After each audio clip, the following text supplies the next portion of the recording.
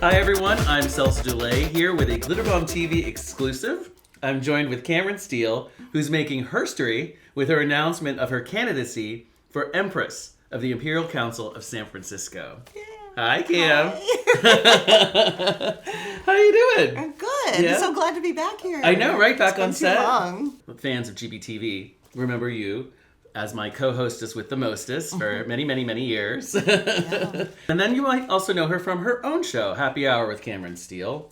That's been a minute since It's been you've a done while that since show. I've done that, but it's all out there on YouTube. It's all on YouTube. You can still go check it out. The other way you might know her, know of Cameron is through her prolific work with the community. Been a host, a co-host, and producer of the LGBTQ web series Happy Hour with Cameron Stiehl, Glitter Bomb TV's G News, and the LGBTQIA Story Archives I'm From Driftwood. A drag king performer as Raven Monroe with the House of Les Maisons de Monroe, board member and auction co-chair with the Richmond Ermit Aid Foundation, a Northern California co-chair for the National GLBT Civil Rights Network, a segment producer for the documentary 50 Years of Fabulous, as well as your role as board of director and board secretary with the Imperial Council of San Francisco. Yeah.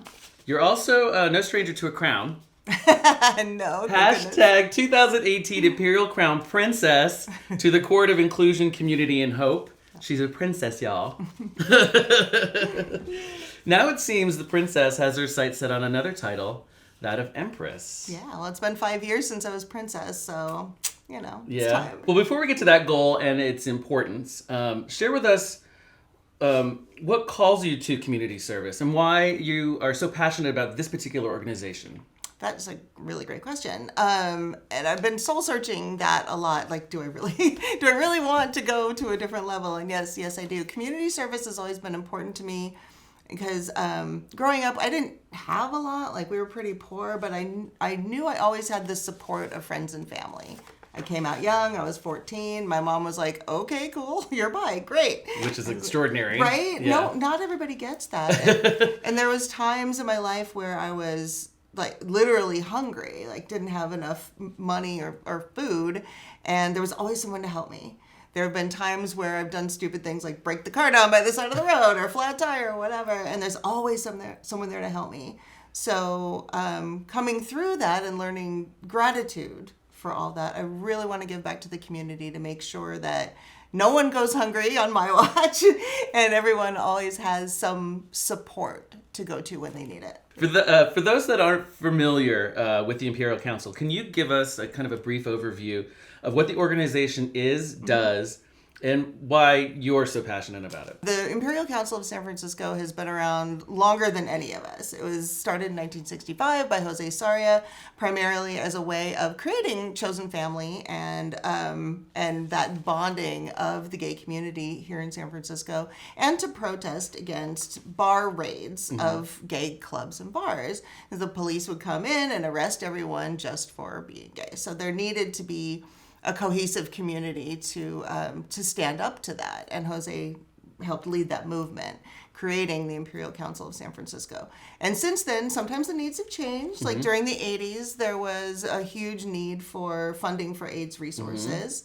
And all different kinds of needs throughout the years. So fundraising just came really naturally as part of that organization. And over the years, they've raised millions for different charities all over. And starting from one small thing in San Francisco, it's grown into more than 70 courts across the country, and then Mexico and Canada as well. So amazing. It's really cool. Historic. It's just the coolest thing ever. I was lucky enough to meet Jose for a minute before she passed away. And I just found her so inspirational. Yeah. I knew I had to get in and do more because the values just align with what I love. And I love her, and I love everyone involved. Thank you, Misty, for helping me get introduced to all of this. But yeah, it's just my passion, my vision aligns with the court's vision, and I'm in. And it's glamorous, so that doesn't hurt either. It doesn't hurt either. Speaking of glamorous, let's get back to the crown. Okay. Your nomination is significant for a few reasons. Explain why. Well, there is a few reasons. One is that I've been on the board for a few years and will now be going into the monarch position, hopefully if elected. And that doesn't normally happen. Normally it's monarchs sitting on the board. Yeah. So I was also the first cisgender female princess. So that we're starting to kind of move into a new sort of collaboration, maybe, if you look at it that way. But, and I'm bisexual, and I'm a mom. But primarily it is because I would be, if elected, the first cisgender female empress in San Francisco history. And openly bi.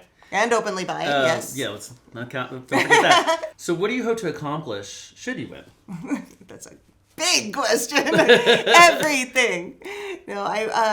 It's not just a crown. No, it isn't. It's a lot of work. So much work. And I mean, primarily I'm there to raise money for charitable organizations, and I want to go big for that.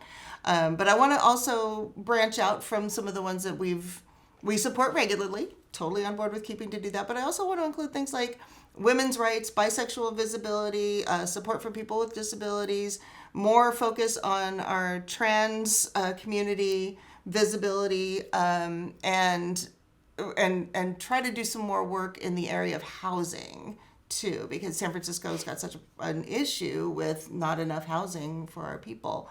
And there's so many amazing organizations that are doing all that. So my passion is to jump in and help, raise money for them, whatever needs to be done there. Oh, and education too. I almost forgot about education. I'm lucky enough to know people in the GSA network, making sure that when people are in school, middle school, high school, that they're not feeling like they don't have any resources and ostracized. And the GSA network does that really well. In addition to serving the community and raising much needed money for important organizations and causes, so they just don't raise it and then keep it to themselves, they give it to these really... lots of disbursement of checks. Organizations that are very much in need. The Imperial Council is all about glamour, glitz, pomp, pageantry. For those that have never been to a coronation, in a word, it's spectacular. It's the only thing that I can come to mind that kind of fills that whole thing. What would you say to somebody to motivate them to come to a coronation? It's a good question. If you need to. Right. And it can be kind of a marathon, so you do have to be prepared. But it's like taking the drag shows that we all love, awards shows, which are fantastic, the financial distribution of the charities, everybody's involved. Plus, there's the contest. Will she? Will he? Who will it be? It's all rolled into this one big, fabulous, glittery package. So there's really nothing else like it. I've been to coronations here many times, obviously, and then across the country, and there's just no other show, event like it. There's nothing like it. Bring your sunglasses. The gleam, the shine, the glitter. It's like, it's a little crazy. So let's talk a little bit about Raven Mad. Traditionally, like we were talking about, empresses have been drag queens, and that's usually how they present. However, you perform as a drag king. Yes. In Raven Mad Monroe. Yes. House de la Maison. Yes. La Maison de Monroe. Yes. Hi, Mama. So let's talk a little bit about Raven Mad. How that came to be. Okay. And then how is that going to fit into what do we expect from Cameron Empress with Raven Mad?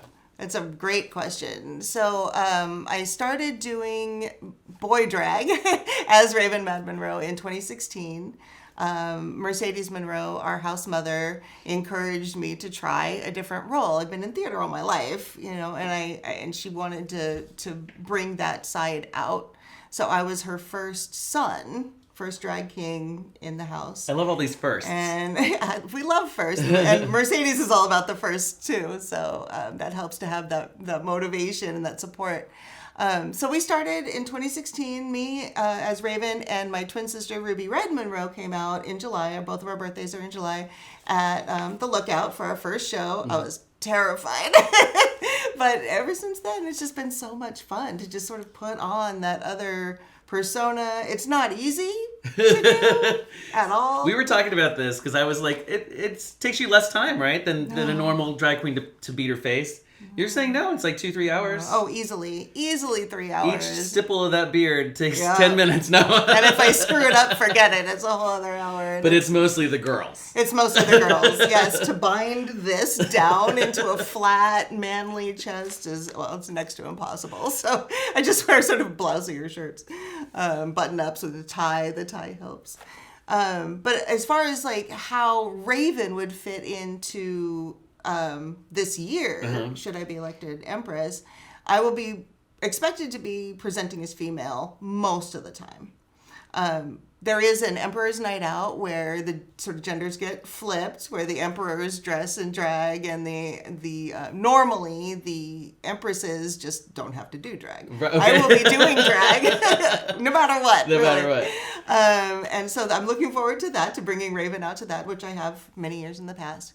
And I was also talking with the team about maybe doing a few more of those flippin' it events, just so we can kind of, you know, bring that element in. It's supposed to be play. It's supposed to be fun. It's supposed to be characters. So plus, we have a really good set of talent here in the Bay Area that do drag kings. We have some really great drag kings. Really good drag kings. And I just love seeing it. We don't get to see it as much in the world at large. So I love seeing drag kings. So I applaud that. I say yes. And I want to amp that up a little bit too, because you're right. Drag kings are underrepresented, and we have such amazing talent here. And yours is phenomenal. Thank you. Literally, I've seen it up close in person. I'm like, is that a real beard? I grew it just really good. I wish I could to make it so much easier. So, just in general, what else do we need to know about, I guess, the events that are coming up, but also where and when can we vote? That's the most important thing. Yes. Right? Because she's not going to be Empress unless you vote for her. Right. I do need 50% of the votes plus one, as far as I know, at this point. But yes, so voting is important. Plus, voting day is just such a day to create awareness and community bonding. Like, we get out in the 3 different neighborhoods, and it's February 18th, by the way, to answer your question. But getting out into the Polk and Soma and Castro with teams and balloons, and it's a lot of fun. So that's February 18th. Come out and vote if you are a resident of San Francisco, Marin, or San Mateo counties. Right. I try to get that right every year. I always get stuck. There will also be some campaign events. We're going to go sing Raise Your Voice at Martuni's on the 29th, where that'll be an evening of live singing of songs of protest and empowerment. And then we're going to do a little happy hour bake sale thing at the Lookout. I used to shoot happy hour at the Lookout, so it'll be very back home for me. But yeah, bake sale, a little happy hour, and a little Q&A at the Lookout on February 3rd. And then another Q&A at the Academy on February 10th. February 10th. Yeah. So we put it up on the ticker here for more information. You can go to sfimperialcouncil.org and also Cameron Steele's Facebook page and Cameron for Empress. So you can find her there, and there's going to be information about dates and things and all that stuff there as well. Well, thank you so much for being here. Thank you. Get out there and vote. You've heard it here. She's going to make herstory. So you got to go make herstory too and vote for Cameron. Yes, please come out and vote. I'm Celsa Dulé. Thanks for watching.